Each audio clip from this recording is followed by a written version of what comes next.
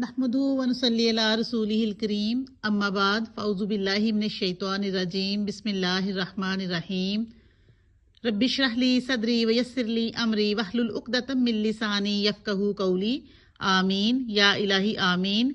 Rabbi ज़िदनी इल्मा। सूरतुल बकरा आयत number 45। वस्ताईनु बिस्सब्री वस्सलात। वस्ताईनु और मदद तलब करो और मदद मांगो, बिस्सब्री सब्र के साथ, वस्सलात और नमाज के साथ। और मदद तलब करो सब्र के साथ और नमाज के साथ। सूरह फातिहा में भी हमने पीछे पढ़ा था, इय्याका नअबुदु व इय्याका नस्ताईन। ए अल्लाह, हम तेरी ही इबादत करते हैं और तुझसे ही मदद मांगते हैं।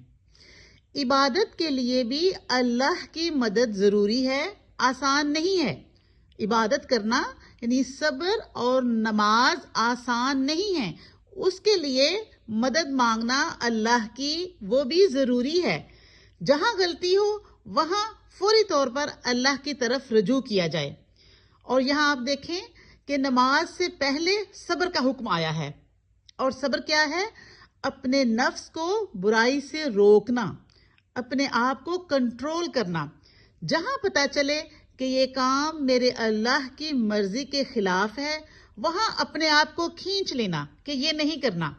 अल्लाह की हराम करदा चीजों से खुद को रोक लेना सब्र है।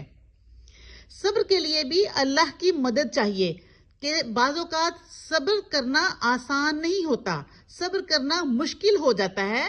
तो उसके लिए वस्ताईनु बिस्सब्री, अल्लाह ताला से सब्र के लिए अल्लाह से मदद मांगो कि अल्लाह मुझे सब्र दे। हदीस में आता है कि जो सब्र करना चाहेगा अल्लाह उसको सब्र दे देगा। गम और खौफ से निकलने के लिए अल्लाह की तरफ रुजू करना सब्र करना है। नबी सल्लल्लाहु अलैहि वसल्लम का ये तरीका था कि जब भी कोई मुश्किल पेश आती फौरन नमाज के लिए खड़े हो जाते। लेकिन ये इतना आसान नहीं है। बहुत से लोग हाथ पे हाथ रखे बैठे रह जाते हैं, उनमें हिम्मत ही नहीं होती, ना उठते हैं और ना वजू करते हैं। तो उसके लिए भी उसका भी हल बता दिया, व इन्नहा लकबीरतुन इल्ला अलल खाशीन। व इन्नहा और बेशक वो क्या? सब्र और नमाज। और बेशक वो लकबीरतुन अलबत्ता बहुत भारी है, बहुत मुश्किल है, इल्ला मगर अलल खाशीन ऊपर खुशू करने वालों के, खौफे खुदा रखने वालों के लिए नहीं। व इन्नहा लकबीरतुन इल्ला अलल खाशीन, और बेशक वो सब्र और नमाज बहुत मुश्किल काम है, बहुत भारी है, मगर खुशू करने वालों के लिए यानी खौफे खुदा रखने वालों के लिए मुश्किल नहीं है। यानी बड़ा ही औखा काम में, मगर डरने वालों के लिए आसान है। मगर खाशीन के लिए आसान है, उनके लिए मुश्किल नहीं है। खुशू क्या है? ये दिल के ठहराव का नाम है, जो अल्लाह के डर और अल्लाह की अजमत से दिल में आता है। और जब आता है तो नमाज और सब्र आसान हो जाता है। अल्लाह से इतना शदीद ताल्लुक बनाना कि जब उसके दरबार में हाजिर हों, दुनिया व माफीहा से गाफिल हो जाना, ये असल में नमाज का हक अदा करना है। खुशू के साथ नमाज पढ़ना यही है कि अल्लाह के साथ शदीद ताल्लुक बनाया जाए।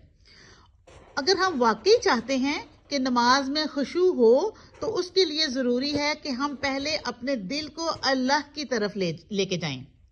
इंसान की जिंदगी अल्लाह की मर्जी के मुताबिक हो ही नहीं सकती जब तक उसकी नमाज दुरुस्त ना हो।